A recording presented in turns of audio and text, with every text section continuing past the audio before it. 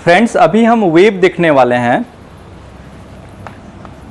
आपने बहुत बार ये वेव टर्म सुना होगा, इनफैक्ट 9th की क्लास में पढ़ के भी आया होगा वेव।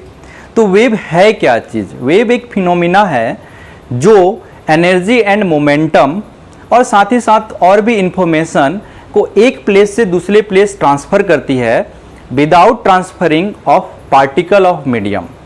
तो हम ऐसा लिख सकते हैं कि wave is a phenomena, wave is phenomena which transfer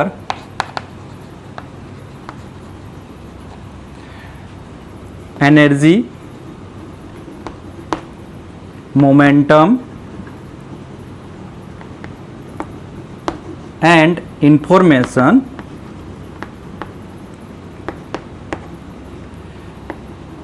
without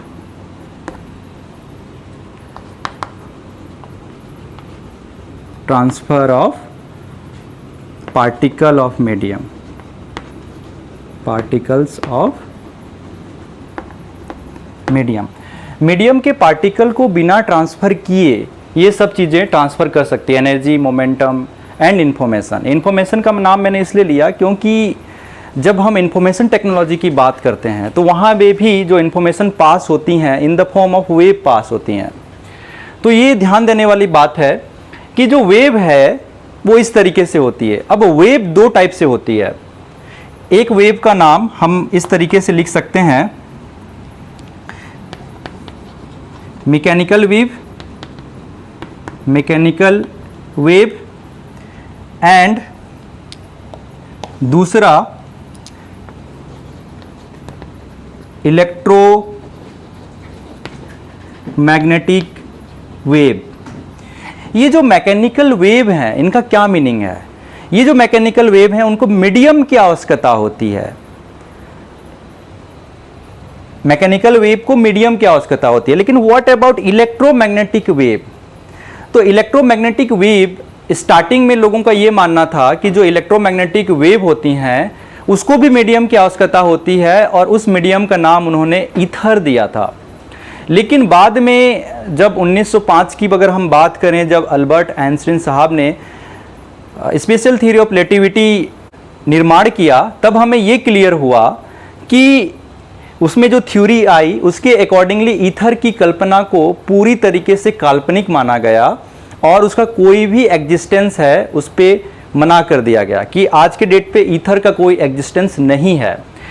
क्योंकि इलेक्ट्रोमैग्नेटिक वेव को स्टार्टिंग में मैकेनिकल वेव माना करते थे, लेकिन बाद में लोगों की अंडरस्टैंडिंग आया नहीं ऐसा नहीं है कि जो इलेक्ट्रोमैग्नेटिक वेव है उसको किसी प्रकार की मीडियम की आवश्यकता है, उसको किसी प्रकार की मीडियम की आवश्यकता नहीं है, इसलिए ईथर की कल्पना करना बेकार है, असत्य है। तो उन्होंने ये बताया कि एक इलेक्ट्रोमैग्नेटिक वेव होता है जो वैक्यूम में भी चल सकता है। नो डाउट ये मीडियम में तो चलता ही है लेकिन वैक्यूम में भी चल सकता है। तो इस प्रकार के वेव को हम इलेक्ट्रोमैग्नेटिक वेव कहते हैं। ये मैकेनिकल वेव दो टाइप की हो सकती हैं। ये जो मैकेनिकल वेव है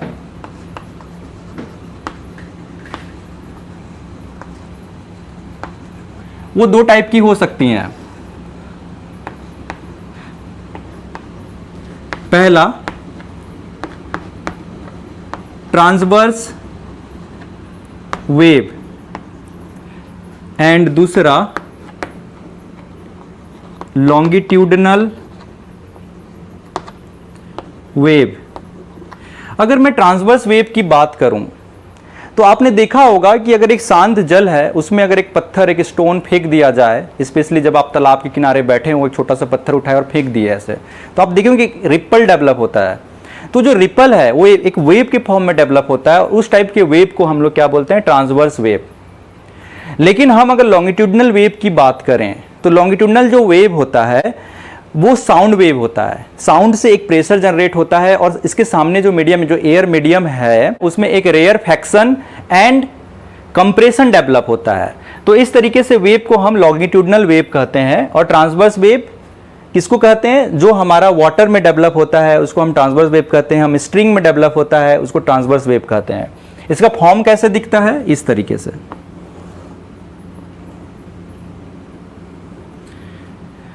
इस तरीके से इसका फॉर्म दिखता है ट्रांसवर्स वेव का, लाइक दिस, और ये कंटिन्यू रहता है। इसमें आप y ले सकते हैं इधर की, और आप टाइम या फिर x इस तरीके से डिनोट करते हैं और अकॉर्डिंगली आप वेव फिनोमिना को दिखाते हैं। अगर हम लॉन्गिट्यूडनल वेव की बारे में बात करें तो लॉन्गिट्यूडनल वेव में इस तरीके से कंप्रेशन एंड अगेन कंप्रेशन, और इस तरीके से रेयरफैक्शन, फिर कंप्रेशन, लाइक ऐसे डेवलप होते हैं। तो ये जो वेव है ये बेसिकली किसके लिए है? साउंड के लिए है।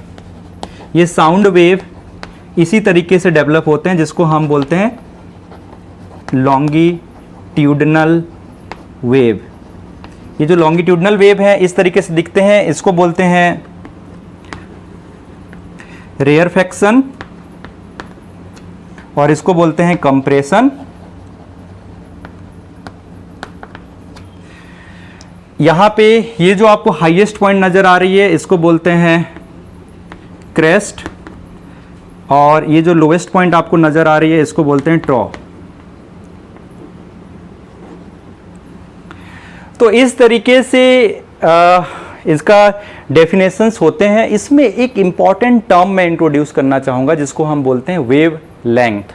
वेवलेंथ क्या होता है? वेवलेंथ वो वाला डिस्टेंस होता है इस प्रकार के वेव में, मान लीजिए कि ये हाईएस्ट पॉइंट से इस हाईएस्ट पॉइंट का जो डिस्टेंस होता है इसको हम एक वेवलेंथ से शो करते हैं लैम्डा, या फिर आप ऐसा मान सकते हैं कि ये जो ट्रॉ है यहां से लेकर इसका जो नीचे का आएगा ट्रॉ, यहां तक के डिस्टेंस को हम लैम्डा कहेंगे। लैम्डा को अलग अलग टाइप से डिफाइन कर सकते हैं। आप यहां से वेव चालू हो रहा है ऐसा मान सकते हैं, और ये वेव कंटिन्यू कर रहा है अप टू दिस, और यहां से फिर इसी टाइप का एक अगेन वेव में रिपीटेशन हो रहा है, तो आप चाहें तो लैम्डा इसको भी शो कर सकते हैं। तो ये इस तरीके से ट्रांसवर्स वेव में हम लैम्डा की बात करते हैं, जिसको हम तरंग दैर्घ्य बोलते हैं। तरंग दैर्घ्य का मतलब होता है एक वेव की लंबाई। एक वेव की लंबाई को हम तरंग दैर्घ्य या फिर वेव लेंथ बोलते हैं। इंग्लिश में ज़्यादा अच्छा क्लियर है, वेव लेंथ मतलब लेंथ ऑफ वन वेव। उसी तरीके से अगर हम लॉन्गिट्यूडनल वेव में अगर वेवलेंथ की बात करें तो सिंपल, ये जो कंप्रेशन हुआ है उसका मिड पॉइंट पकड़िए, इस कंप्रेशन के मिड पॉइंट को पकड़िए, और यहाँ का डिस्टेंस को आप एक वेवलेंथ बोल सकते हैं। या फिर उसी तरीके से रेयरफैक्शन के सेंटर पॉइंट और ये रेयरफैक्शन के सेंटर पॉइंट, इसको पकड़ के आप एक वेवलेंथ ऐसा बोल सकते हैं। तो इस तरीके से डेफिनेशंस होती हैं लॉन्गिट्यूडनल वेव में, एंड उसी तरीके से डेफिनेशंस होती हैं हमारा ट्रांसवर्स वेव में। ये तो मैकेनिकल वेव की बारे में जानकारी थी, क्योंकि ये वेव की अंडरस्टैंडिंग आपकी अच्छी है, मैंने इसलिए यहाँ से स्टार्ट किया। लेकिन व्हाट अबाउट इलेक्ट्रोमैग्नेटिक वेव?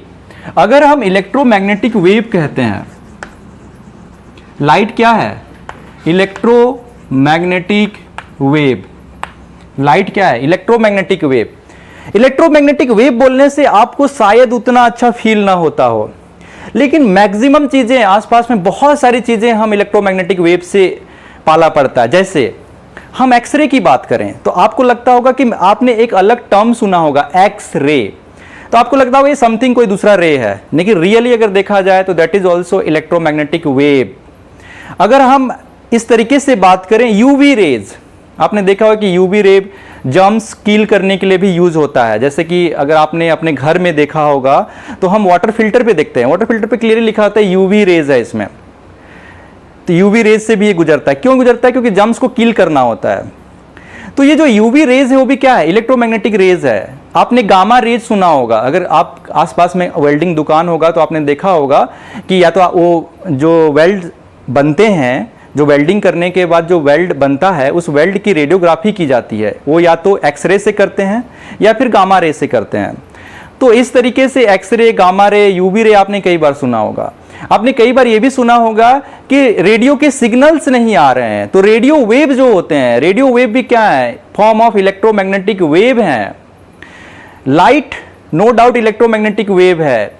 कई बार जब आप अपने हाथों को इस तरीके से रगड़ते हैं और अपने गाल के पास ऐसा ला के रखते हैं तो आपको एक हीट का सेंसेशन होता है। आपको लगता है कि आपकी जो स्किन है, आपकी जो चिक है, उसको फील होता है कि एक हीट कोई चीज है जो हीट वाली चीज मेरे पास आ रही है, चाहे आप गाल के पास ही कहीं भी आप अपने स्किन पे रखते हैं, तो एक फीलिंग होती है। ये जो फीलिंग हो रही है हीट की, वो हीट किसकी वजह से हो रही है? वो भी एक इलेक्ट्रोमैग्नेटिक वेव की वजह से हो रही है, और उस इलेक्ट्रोमैग्नेटिक वेव का नाम है इंफ्रारेड। इंफ्रारेड की दुनिया, जब भी हीट चीजें आपको नजर आए तो आप लगेगा कि हाँ इंफ्रारेड है। कई बार आपने सुना होगा कि जो टेलीविजन सेट होती है उसकी रिमोट कंट्रोल पे जो वेव निकलती है वो जो वेव होती है वो इंफ्रारेड होती है। तो इस तरीके से हमारी दुनिया इलेक्ट्रोमैग्नेटिक वेव से घिरी हुई है। मोबाइल की तरंगे इलेक्ट्रोमैग्नेटिक वेव हैं। आप माइक्रोवेव ओवन आपने देखा होगा, उसमें लिखा होता है माइक्रोवेव। आपको घर में क्या लेना, मुझे माइक्रोवेव ओवन लेना है। वो क्या चीज है microwave? Microwave is also electromagnetic wave. तो इलेक्ट्रोमैग्नेटिक वेव जो है छोटी से लेकर बड़ी चीजों तक उसका जो फैलाव है तो यही फैलाव को, ये जो इलेक्ट्रोमैग्नेटिक का जो फैलाव है, जो एक सिंगल टर्म जिसको हम यूज कर रहे हैं इलेक्ट्रोमैग्नेटिक, मतलब एक ऐसा वेव जिसमें इलेक्ट्रिक फील्ड भी है, उसमें मैग्नेटिक फील्ड भी है। ऐसे फील्ड अगर हम दोनों को कंबाइन कर देते हैं जो उससे वेव जनरेट होता है, उस वेव का नाम इलेक्ट्रोमैग्नेटिक है। और इसका जो फैलाव है वो बहुत ज्यादा है। इसमें जो वेवलेंथ है वो एक वेवलेंथ नहीं है, वो वेवलेंथ कंटिन्यूअस वेरी कर सकती है। और ऐसे जब कंटिन्यूअस वेरिएशंस होता है तो उसका नाम हम स्पेक्ट्रम देते हैं। जो स्पेक्ट्रम जो होता है वो बेसिकली क्या है? एक ऐसा कंडीशन है जिसमें एक कंटिन्यूअस वेरिएशन होता है। ये क्या है? एक कंडीशन है। स्पेक्ट्रम वर्ड जब भी हम यूज करते हैं तो एक कंडीशन को शो करता है जहां पे वेरिएशन स्टेप में नहीं हो, कंटिन्यूअस हो। वो ऐसे वेरिएशंस को हम क्या कहते हैं? स्पेक्ट्रम। जब भी मैं विजिबल स्पेक्ट्रम की बात करता हूं, अगर हम सनलाइट से जो लाइट निकलती है उसके अगर हम विजिबल स्पेक्ट्रम की बात करते हैं तो अपने दिमाग में रखिएगा स्पेक्ट्रम मतलब कंटिन्यूअस वेरिएशन ऑफ व्हाट? इस पर्टिकुलर केस में वेवलेंथ से है। वेवलेंथ का जो वेरिएशन है, या हम बोले इसका दूसरा पार्ट फ्रीक्वेंसी का जो वेरिएशन है वो कंटिन्यूअस है। आप अगर आप विजिबल लाइट की देखें, जब रेनबो बनता है तो उसमें जो कलर होती हैं, ऐसे नहीं बनता कि ब्लू बना, ब्लू के बाद इंडिगो बना और उसमें के बीच कुछ डिस्टेंस नहीं। वो जो फील होता है वो कंटिन्यूअस होता है। और इस तरीके से जो कंटिन्यूअस वेरिएशन होता है उसी का नाम ही स्पेक्ट्रम है। जो विबज्योर आपको दिखाई देता है उसमें स्टेप्स नहीं होते हैं कि रेड अलग जगह पे है, ग्रीन अलग जगह पे, नहीं, ऐसा बिल्कुल नहीं होता। एक कंटिन्यूअस वेरिएशन होता है। एक जो गैप होता है, एक जो स्पेस का गैप है, वो क्लियरली एक वेरिएशन के साथ है। इसको हम स्पेक्ट्रम कहते हैं। तो जब भी हम विजिबल स्पेक्ट्रम की बात करते हैं तो आपको क्लियर होना चाहिए कि हम विबज्योर की बात कर रहे हैं। तो इसमें हम देखेंगे कि इलेक्ट्रोमैग्नेटिक वेव में हमको क्या समझ में आया कि इसमें दो फील्ड होती हैं। एक होता है इलेक्ट्रिक फील्ड और दूसरा होता है मैग्नेटिक फील्ड।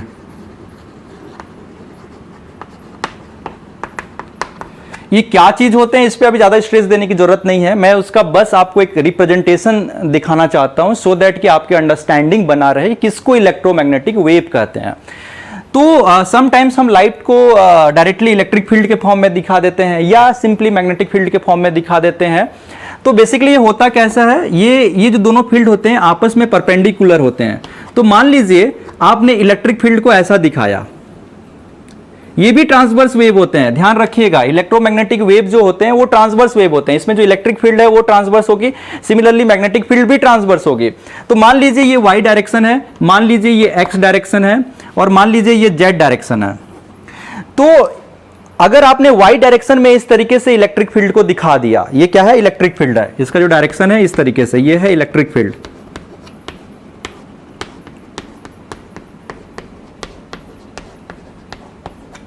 तो इसमें मुझे अगर मैग्नेटिक फील्ड दिखाना तो कैसे दिखाऊंगा? ऐसा।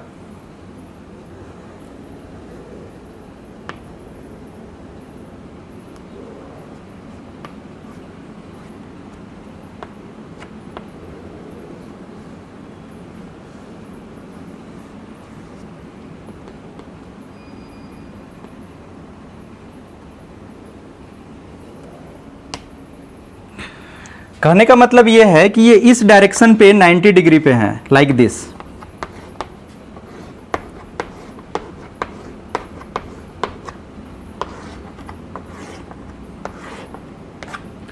मतलब ये आप ऐसा मान के चलिए कि ये इस डायरेक्शन पे हमारा ये वाला फील्ड है इलेक्ट्रिक फील्ड, तो मैग्नेटिक फील्ड इस तरीके से है।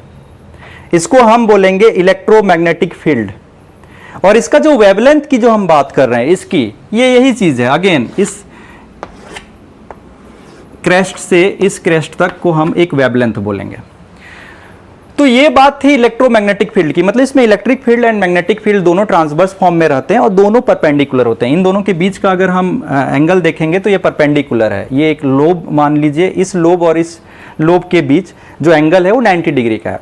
इस पे ज़्यादा कंसंट्रेट करने की जरूरत नहीं है, आपको इतना क्लियर होना चाहिए। इलेक्ट्रोमैग्नेटिक वेव भी एक ट्रांसवर्स टाइप का वेव है जो कि निर्वात में भी चल सकता है, वैक्यूम में भी चल सकता है, उसे किसी प्रकार की मीडियम की आवश्यकता नहीं रहना चाहिए। ये एक इंपॉर्टेंट यहाँ से कंक्लूजन है। और दूसरा कंक्लूजन, इलेक्ट्रोमैग्नेटिक वेव का जो फैलाव है वो बहुत बड़ा है।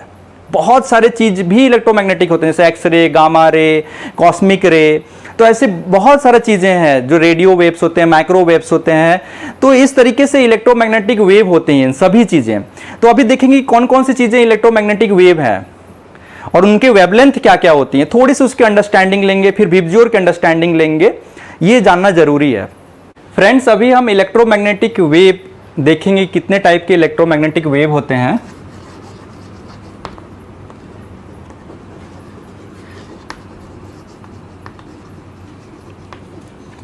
आपको ये जरूर लग रहा होगा कि इसका क्या ऑप्टिक्स से लेना देना है, जो इतना सब चीज़ें पढ़ रहे हैं, लेकिन मैं ऑप्टिक्स में लेना देना है तभी इतना पढ़ा रहा हूं, तो थोड़ा सा पैसेंस रख के जरूर पढ़ें। पहला है गामा रे। गामा रे भी इलेक्ट्रोमैग्नेटिक वेव होता है। एक्स रे, उसके बाद आती है यूवी, जिसको हम बोलते हैं अल्ट्रा वायलेट रे, इसको शॉर्टकट यूवी कहा जाता है। चौथा है visible light. In general visible light को हम लाइट कहते हैं। जब भी हम लाइट कहते हैं तो लाइट का मीनिंग ये विजिबल लाइट होता है।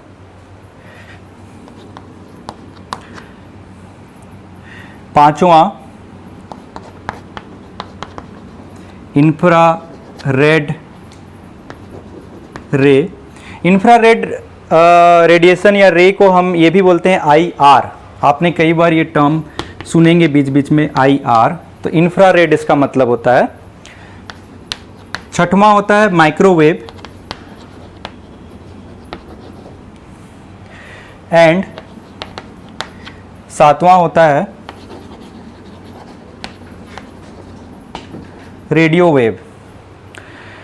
अब मैंने ये बताया था कि जो इलेक्ट्रोमैग्नेटिक वेव कह रहे हैं तो डेफिनेटली इसके स्पेक्ट्रम होगा। ये सब स्पेक्ट्रम है, इलेक्ट्रोमैग्नेटिक वेव की ये स्पेक्ट्रम है। तो डेफिनेटली इसमें वेवलेंथ की हम बात करेंगे जो कंटिन्यूस वेरी कर सकता है। तो हम वेवलेंथ की बात करेंगे अभी। इनके लिए वेवलेंथ कितना कितना होगा। तो अगर हम गामा रे की वेवलेंथ की बात करें तो गामा रे का जो वेवलेंथ होता है वो होता है लेस देन 10⁻⁻12 मीटर, या इसको हम ऐसा भी लिखते हैं लेस देन 1 पिकोमीटर। पिकोमीटर का मतलब 10⁻⁻12 मीटर। एक्सरे जो होता है इसका जो वेवलेंथ होता है वो होता है 10⁻12 मीटर टू 1 nm। 1 nm का मतलब होता है 10⁹ metre, nanometre, 10⁹ metre. What about ultra violet ray? Ultra violet ray का जो वेवलेंथ रेंज है वो होता है 1 nm टू 380 nm। इसका मतलब ये है कि ये 1 nm से 380 nm होते हैं। मतलब इधर वेवलेंथ बढ़ती जा रही है, आप देख रहे होंगे कि धीरे धीरे वेवलेंथ बढ़ती जा रही है। उसके बाद अगर मैं विजिबल लाइट की बात करूं तो विजिबल लाइट का जो रेंज होता है 380 nm टू 750 nm होती है। ये होती है किसके लिए? विजिबल लाइट के लिए। उसके बाद अगर हम इंफ्रारेड की बात करें तो इंफ्रारेड स्टार्ट होता है 750 nm टू 25 माइक्रोमीटर। माइक्रोमीटर कहने का मतलब 10⁻⁻6 का मल्टीप्लिकेशन करना है। माइक्रोवेव स्टार्ट होता है 25 माइक्रोमीटर टू 1 mm। ये जो माइक्रोवेव होते हैं उनका जो वेवलेंथ होता है वो होता है 25 micrometre to 1 mm। And radio wave, जो रेडियो वेव होती हैं उनका जो रेंज होता है वो होता है ग्रेटर देन 1 mm।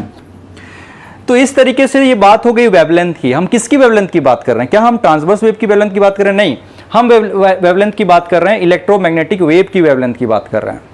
तो ये आपको ध्यान रखना पड़ेगा। अब इस विजिबल रे में भी हमको ये क्लियर है कि इसका जो दायरा है वो एक विजिबल रे, एक वर्ड सिंगल वर्ड नहीं है। जैसे ही अगर हम अल्ट्रावायलेट रे की बात करें तो एक सिंगल वर्ड लगता है, इसके भी अलग अलग टाइप होते हैं, इंफ्रारेड के भी अलग अलग टाइप होते हैं, लेकिन अभी टाइप में नहीं जाएंगे। अभी हमारा जो इस रे ऑप्टिक्स में जो काम आने वाला है मेनली वो ये काम आने वाला है विजिबल रे, क्योंकि हम इसको डिस्पर्सन में पढ़ेंगे। तो डिस्पर्सन में पढ़ेंगे तो हमें विजिबल रे की अंडरस्टैंडिंग प्रॉपरली होनी चाहिए। तो चलिए विजिबल लाइट के बारे में और जानकारी लेते हैं। विजिबल लाइट, जब भी विजिबल लाइट कहते हैं तो पहले लोगों को यही लगता था कि जो सन से जो व्हाइट लाइट आती है वो बेसिकली केवल उसमें जो लाइट है वो व्हाइट ही है, ऐसा लोगों के मन में था। जब तक कि न्यूटन ने एक्सपेरिमेंट नहीं कर लिए और उससे अलग अलग कलर में उसको बिखेर नहीं दिया, तब तक लोगों को ऐसा लगता था। नो डाउट उन्होंने रेनबो देखा था, सब चीज़ देखा था, लेकिन रेनबो को एक अलग टाइप से फिनोमिना मान सकते हैं हम, ऐसा सोचते थे या पता नहीं क्या। लेकिन लोगों को कलर के बारे में बहुत ज़्यादा जानकारी नहीं थी। फर्स्ट टाइम जब कलर के बारे में, विजिबल लाइट की कलर के बारे में जानकारी आई तो वो विबज्योर के फॉर्म में आई, VIBGYOR, ये विबज्योर के फॉर्म में आई। और ये जो डेफिनेशन है विबज्योर का, ये किसका डेफिनेशन है? न्यूटन का। न्यूटन के डेफिनेशन के अकॉर्डिंग इंडिगो भी एक कलर है, I फॉर इंडिगो। लेकिन मॉडर्न डेफिनेशन के हिसाब से हमारे पास इंडिगो कलर नहीं है। इसको ऐसा माना जाता है कि ये जो वायलेट एंड ब्लू का कॉम्बिनेशन वर्जन है इंडिगो। तो मॉडर्न ऑप्टिक्स में जितने भी मॉडर्न ऑप्टिक्स की डेफिनेशन है उसके अकॉर्डिंगली आई को एक अलग स्थान नहीं मिला है, लेकिन न्यूटन के डेफिनेशन के हिसाब से विबज्योर कलर होते हैं, उन्होंने ये बताया था। तो फिलहाल इसकी कितने नैनोमीटर पे होती है हम उसकी चर्चा करेंगे। अभी मॉडर्न डेफिनेशन के अकॉर्डिंग मैं बता देता हूँ। मॉडर्न डेफिनेशन के अकॉर्डिंगली जो इसका वेवलेंथ की अगर हम बात करें, वेवलेंथ के रेंज की अगर हम बात करें तो ये स्टार्ट होती है 380 nm टू 450 nm, एंड उसके बाद ब्लू स्टार्ट होती है 450 nm टू 495 nm, ये ब्लू का है।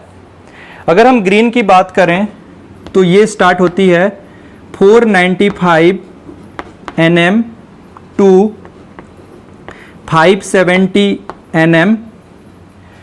अगर हम येलो की बात करें तो येलो स्टार्ट होती है 570 nm टू 590 nm, ये हम वेवलेंथ की बात कर रहे हैं।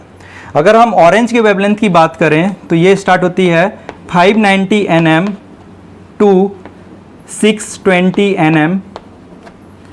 अगर हम रेड की बात करें तो रेड स्टार्ट होता है 620 nm टू 750 nm। ये मॉडर्न डेफिनेशन है, ये मॉडर्न डेफिनेशन है विबज्योर में, जिसमें आई को हटा दिया गया। अभी आई को हम कंसीडर नहीं कर रहे हैं, लेकिन हम ओल्ड डेफिनेशन को कंसीडर करें तो थोड़ा सा इसमें फर्क है।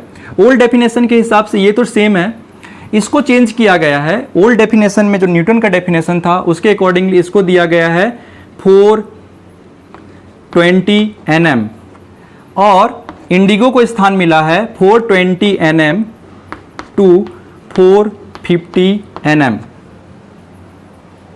तो इस तरीके से ये न्यूटन के डेफिनेशन के अकॉर्डिंगली इनके जो वेवलेंथ के रेंज हैं उनको दिया गया है। अब ये रेंज आपको याद रखना है ताकि आपकी अंडरस्टैंडिंग ऑलवेज अच्छी रहे। तो आप ट्राई करिए इसको याद करने की, बार बार लिख के रखें, आप इसको याद करिए, क्योंकि ये एक इंपॉर्टेंट पार्ट है ऑप्टिक्स का। जब भी हम विजुअल रेज की बात करते हैं या फिर हम अदर कॉम्पिटिशन्स एग्जाम की बात करते हैं तो उसमें एक ये इंपॉर्टेंट रोल प्ले करेगा। तो इसलिए आपको ये याद रखने हैं, ये जो विजिबल स्पेक्ट्रम्स हैं उसको आपको याद रखने हैं। तो जब भी मैं विजिबल स्पेक्ट्रम की बात करूंगा तो आपको ये विबज्योर याद होनी चाहिए, ये विबज्योर का डेफिनेशंस आपके दिमाग में आनी चाहिए। लेकिन इतना सब कुछ मैं बताया क्यों, मैं आज इलेक्ट्रोमैग्नेटिक स्पेक्ट्रम की चर्चा ही क्यों किया, उसके पीछे कारण है कि मैं आपको ये विजिबल लाइट के स्पेक्ट्रम को बताना चाह रहा था। और दूसरा मोस्ट इंपॉर्टेंट चीज, जितने भी चीजें हमने देखी अभी तक उसमें कौन कौन से स्पेक्ट्रम जो ये इलेक्ट्रोमैग्नेटिक स्पेक्ट्रम है वो रेडिएट होते हैं, वो हम देखने वाले हैं। तो अगर हम सन की बात करें, सबसे पहला अगर सोर्स ऑफ लाइट की अगर हम बात करें सन, तो सन जो रेडिएट करता है हमारा एक्स रे से लेकर माइक्रोवेव तक रेडिएट करता है। एक्स रे टू माइक्रोवेव, यहां तक सन रेडिएट करता है, सभी प्रकार के स्पेक्ट्रम रेडिएट करता है। उसमें उसके बीच में आता है विजुअल लाइट स्पेक्ट्रम, तो यस डेफिनेटली हमको पता है कि वो भी रेडिएट करता है, इस कारण से हमें रेनबो दिखाई देती है, नेचुरल फिनोमेना। फ्रेंड्स, हमने दूसरा लाइट ऑफ सोर्स देखा था 1879 में, इनकैंडिसेंट बल्ब। और ये जो बल्ब है वो किस तरीके से रेडिएशन देता है इलेक्ट्रोमैग्नेटिक में, IR। IR का जब भी मैं इंफ्रारेड की बात करूं ना तो आपको एक फील आनी चाहिए कि हीट, जहां भी हीट वाली चीज रहेगी वहां पे IR जरूर रहेगा। जैसे आपको पता होगा कि इस टाइप से बल्ब को हम इन जनरल चूजों को पालने के लिए भी करते हैं। अगर पोल्ट्री फार्म में देखेंगे तो बहुत सारे बल्ब लगाए जाते हैं हीट देने के लिए। तो उसमें कौन सा बल्ब की यूज करते हैं, इनकैंडिसेंट बल्ब या फिर ऐसे बल्ब जो बहुत ज्यादा हीट डेवलप करते हैं। और हीट किससे डेवलप होगा, IR से, इंफ्रारेड से। तो इसका जो बहुत सारा पोर्शन जो होता है इनकैंडिसेंट बल्ब का वो IR के फॉर्म में चला जाता है, इसलिए इसको लेस एनर्जी इफिशिएंट कहते हैं। क्योंकि हमें तो ऐसा चाहिए कि हमारे एनर्जी को केवल लाइट के फॉर्म में निकाले, लेकिन ये क्या करता है, ये IR के फॉर्म में भी देता है। तो इसलिए ये थोड़ा सा मतलब इलेक्ट्रिकली देखा जाए तो इतना इफिशिएंट बल्ब नहीं है। दूसरा, इसमें हमको विजिबल लाइट भी मिलता है। विजिबल लाइट मिलता है तभी तो हमको चीजें दिखाई देती हैं। तो ये विजिबल लाइट, और इसमें कौन सा, विबज्योर पूरा का पूरा अवेलेबल है, ये ध्यान रखने वाली बात है। इसमें पूरा का पूरा विबज्योर अवेलेबल है। दूसरा, UV भी देता है, वेरी स्मॉल। एक्चुअली इसमें क्या होता है कि जो इनकैंडिसेंट बल्ब होता है उसमें एक टंगस्टन वायर होता है। क्या होता है, टंगस्टन का फिलामेंट, वायर बोलना ठीक नहीं रहेगा, फिलामेंट। और ये जो टंगस्टन का जो फिलामेंट होता है, W फॉर टंगस्टन, टंगस्टन का जो फिलामेंट होता है उसका टेम्परेचर अराउंड 3000 डिग्री सेंटीग्रेड होता है। और एक हम कॉन्सेप्ट पढ़ेंगे 11th की क्लास में, ब्लैक बॉडी रेडिएशन, कि जब आपका टेम्परेचर बहुत ज़्यादा जाने लगता है, जैसे सन का टेम्परेचर तो हम उसको 5800 केल्विन के आसपास मानते हैं। तो इस तरीके से जब टेम्परेचर बहुत हाई जाने लगेगा तो अलग अलग टाइप के रेडिएशंस डेवलप होने लगेंगे। स्पेशली वो इंफ्रारेड से चालू होकर UV और एक्सरे की तरफ जाने लगेगा। तो यहाँ पे क्या होता है, ये 3000 डिग्री सेंटीग्रेड पे है, इस कारण से इसमें स्मॉल पार्ट जो होता है UV भी रेडिएट होने लगता है। तो ये ध्यान रखिएगा कि IR, visible light and UV, लेकिन ये UV इतना कम होता है कि इससे हमें बहुत ज़्यादा हार्मफुल है ऐसा नहीं है, क्योंकि इससे ज़्यादा तो UV हमें सन के लाइट से मिल जाता है। आपको एक चीज़ मैं और भी बता दूं, विटामिन D भी जो हम बोला करते हैं वो भी UV ही है, अल्ट्रावायलेट रे ही है, ये ध्यान रखिएगा। इसके बाद एक हम थर्ड टाइप के बल्ब की बात करेंगे। ये बल्ब बेसिकली 1932 में इन्वेंट हुआ था, जो मैं बताना भूल गया था। और ये बल्ब के बारे में आपको जानकारी है, सोडियम वेपर लैंप।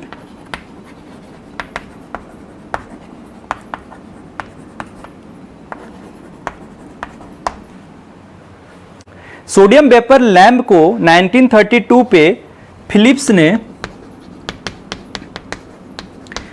ने कमर्शलाइज्ड किया था। फिलिप्स एक साइंटिस्ट का नाम है, उन्होंने इसको कमर्शलाइज्ड किया था 1932 में।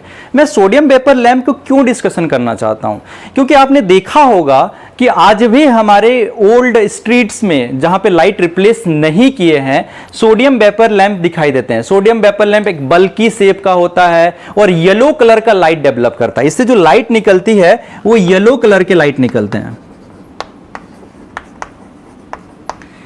ठीक है, अगर हम इसमें स्पेक्ट्रम की बात करें, ठीक है, ये येलो कलर का लाइट देता है वहां तक तो ठीक है, लेकिन अगर हम स्पेक्ट्रम की बात करें तो इसमें विजिबल लाइट होता है, लेकिन विजिबल लाइट कैसा? येलो कलर का, मतलब ये मोनोक्रोमेटिक होता है। ये क्या होता है? मोनोक्रोमेटिक होता है। इस कारण जो इसमें वेवलेंथ डेवलप होता है वो वेवलेंथ होता है lambda is equal to 589 nm। और ये जो 589 है, आप ध्यान दीजिए, ये किस रेंज में फॉल कर रहा है? येलो वाले रेंज में फॉल कर रहा है। येलो का रेंज ना बहुत नेरो है। आप देखिए, ये 570 से चालू होता है, 590 में खत्म होता है। और यहां पे जो येलो कलर जो मिल रहा है सोडियम वेपर लैंप में, उसमें जो लैम्डा है, जो वेवलेंथ है उस लाइट का, वो है 589 nm। तो ये बहुत ही एक सिंगल मोनोक्रोमेटिक है। समटाइम्स ये 589.6 ऐसा भी बोलते हैं हम लोग। दो टाइप से एक्चुअली होते हैं, एक 589 and lambda is equal to 589.6 nm। लेकिन आप इसको मोनोक्रोमेटिक फॉर्म में ले सकते हैं क्योंकि इससे जो कलर है एक सिंगल कलर येलो कलर ही हमें मिलता है। तो ये सोडियम वेपर लैंप की खासियत है। इसको भी अगर आप डिस्पर्सन इफेक्ट देखना चाहेंगे इस लाइट से तो आप नहीं देख पाएंगे, क्योंकि ये लाइट जो है मोनोक्रोमेटिक है, और मोनोक्रोमेटिक है तो और किसके भागों में टूटेगा? ये तो नहीं टूट सकता, और छोटे छोटे अलग कलरों में तो ये डिवाइड नहीं हो सकता, तो डिस्पर्सन इसमें इफेक्ट नहीं देख पाएंगे। तो ये तो हमने दो लाइट के बारे में बात की। अब हमारे पास जो नेक्स्ट लाइट है वो क्या है? Fluorescent lamp. तो चलिए अभी उसको डिस्कशन करते हैं। फ्रेंड्स, अभी हम एक चौथे टाइप के बल्ब का डिस्कशन करेंगे जो कि 1939 एंड 1976 पे डेवलप किए थे। इस पे जो डेवलप किया था उसको हम फ्लोरोसेंट लाइट या लैंप के नाम से जानते हैं, और यहाँ पे यह है CFL। तो इनका जो प्रिंसिपल है वो दोनों का लगभग सेम है, और यहाँ से जो लाइट डेवलप होती है वो एक होता है विजिबल लाइट। और ये जो विजिबल लाइट है उसमें विबज्योर पूरा का पूरा नहीं रहता है, पूरे के कंटिन्यूस स्पेक्ट्रम वायलेट से लेकर रेड तक नहीं होते हैं, बल्कि इसमें सबसे ज़्यादा होता है ब्लू का। जो ब्लू का वेवलेंथ होता है वो, मतलब ब्लू के जो पोर्शंस होते हैं सबसे ज़्यादा होते हैं। तो इसमें हम इसमें लिख सकते हैं कि लार्ज अमाउंट में ब्लू कलर होता है, एंड वेरी स्मॉल अमाउंट में इसमें ग्रीन होता है एंड ऑरेंज होता है। अब ये ध्यान देखिए, इसमें एक ध्यान देने वाली बात है कि बहुत ज़्यादा ब्लू, ग्रीन थोड़ा सा कम एंड ऑरेंज थोड़ा सा कम, ये मिक्स करके भी हमारे आंखों को ऐसा लगता है जैसे कि वाइट लाइट आ रहा है। तो मैं इससे एक मैसेज देना चाहता हूं आप लोगों को कि जो सन से जो लाइट हमें मिलती है, जो वाइट दिखता है और यहाँ पे जो वाइट है, दोनों का वाइट अलग अलग है।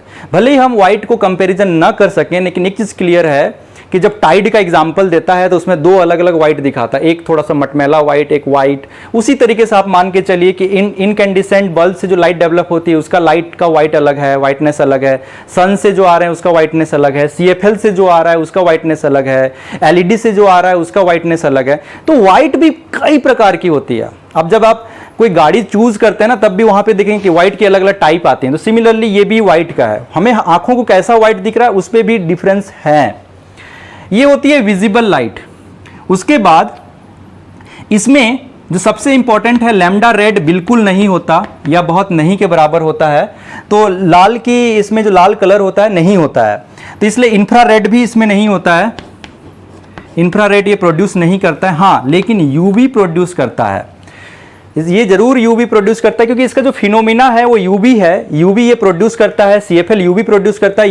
यूवी जो होता है जिसमें व्हाइट कलर की ट्यूब में आप देखेंगे कि व्हाइट कलर की एक फॉस्फोर कोटिंग होती है, उस पर जब यूवी टकराता है तो विजुअल रे देता है। तो ये जो यूवी है वो स्मॉल लीक होता है। तो आप ऐसा मान सकते हैं कि जो FL होते हैं, जो फ्लोरोसेंट लैंप होते हैं, और CFL है, वो विजिबल लाइट एंड यूवी दोनों डेवलप करते हैं। उसके बाद हम पांचवा टाइप का बल्ब के बारे में जानते हैं और उसको हम बोलते हैं लेजर।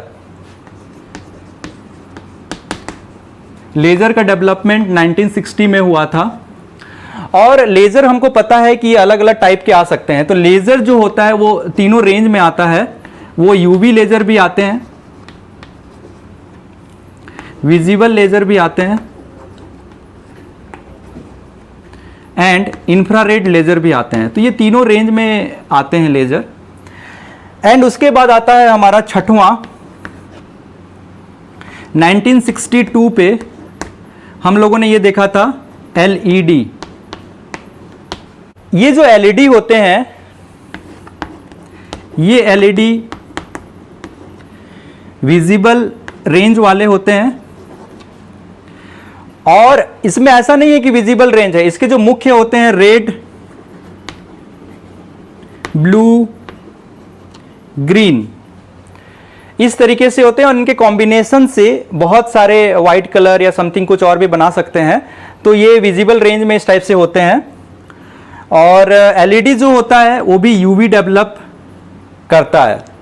एलईडी भी क्या करता है? यूवी डेवलप करता है। इसका जो सातवां टाइप है, हम मान लीजिए कैंडल की बात करें या फिर हम लालटेन की बात करें या फिर हम फायर लाइट की बात करें, तो ये जितनी प्रकार की जो फ्लेम्स होती हैं, ये फ्लेम्स क्या क्या डेवलप करती हैं? बेसिकली ये फ्लेम हमें देती हैं विजुअल एंड साथ ही साथ इंफ्रारेड। और इस विजुअल में सभी प्रकार के स्पेक्ट्रम अवेलेबल नहीं होते हैं, ये ध्यान रखने की बात है। जो कैंडल से आती है उसमें सभी प्रकार के स्पेक्ट्रम अवेलेबल हों विजुअल के, वो जरूरी नहीं है। और इंफ्रारेड तो होती हैं, तभी हमें हीट का आभास होता है। तो फ्रेंड्स, इस तरीके से हमने बहुत सारे सोर्स ऑफ लाइट, जिसमें कुछ नेचुरल भी थे, कुछ कृत्रिम भी थे, आर्टिफिशियल भी थे, उसका डिस्कशन किया। उसका डिस्कशन नॉट ओनली हम ऑप्टिक्स के पॉइंट ऑफ व्यू से किए, हमने ये भी देखा कि उसमें जो स्पेक्ट्रम है वो किस तरीके से है, क्या वो विजुअल है, और विजुअल भी है तो उन विजुअल्स में क्या डिफरेंस है। ऐसा नहीं कि वो सेम टाइप वाले विजुअल हैं या कैसे हैं, उन विजुअल्स की भी हमने चर्चा की। तो ये आप ध्यान रखिएगा कि जब हम व्हाइट लाइट यूज कर रहे हैं तो अपने मन में ध्यान रखिएगा कि ये जो व्हाइट लाइट है उसमें सभी प्रकार के विबज्योर वाले स्पेक्ट्रम हो, ये जरूरी नहीं है। उसमें कुछ स्पेक्ट्रम भी हो सकते हैं और उसके अकॉर्डिंगली डिस्पर्सन की फिनोमिना अलग अलग लाइट से अलग अलग हो सकती है, या कोई ऐसा भी सोर्स ऑफ लाइट हो जो डिस्पर्सन की फिनोमिना न देता हो। तो ये ऑल अबाउट लाइट सोर्स के बारे में था। एक ऑलमोस्ट मैंने बहुत सारे इंफॉर्मेशन देने की कोशिश की है। ये ऑप्शनल क्लास में है। आज की क्लास 10th क्लास के अकॉर्डिंग कोई क्लास बिलोंग नहीं करती है, तो इसको मैं ऑप्शनल में पोस्ट कर रहा हूँ ये वीडियो को। तो सबसे इम्पॉर्टेंट चीज़ ये है कि हमने आज क्या सीखा। हमने आसपास देखने वाले बल्ब के बारे में सीखा, हमने आसपास देखने वाले सोर्स ऑफ लाइट के बारे में देखना। हमने ये भी चीज सीखा with respect to definition of optics कि जो चीजें लाइट प्रोड्यूस नहीं करती हैं, चाहे वो रिफ्लेक्ट करें चाहे वो ट्रांसमिट करें, वो भी with respect to definition source of light होती हैं और non luminous source of light होती हैं। तो ये अभी थोड़ा सा फीलिंग आना चालू हो गया होगा कि जो सोर्स ऑफ लाइट है वो बड़ा इंटरेस्टिंग है। नेक्स्ट क्लास में अब हमें इस सोर्स ऑफ लाइट को कोई एक मीडियम तो चाहिए जिससे हम रिफ्लेक्शन की फिनोमिना देखेंगे, जिससे हम रिफ्रैक्शन की फिनोमिना देखेंगे, जिससे हम डिस्पर्सन की फिनोमिना देखेंगे। तो फ्रेंड्स, नेक्स्ट क्लास में हम इन्हीं ऑप्टिकल मीडियम्स के बारे में बात करने वाले हैं। तो आप जरूर कॉन्सेप्ट कॉर्नर पे बने रहें और अपने कॉन्सेप्ट को बिल्डअप करिए कॉन्सेप्ट कॉर्नर टीम के साथ। Thank you.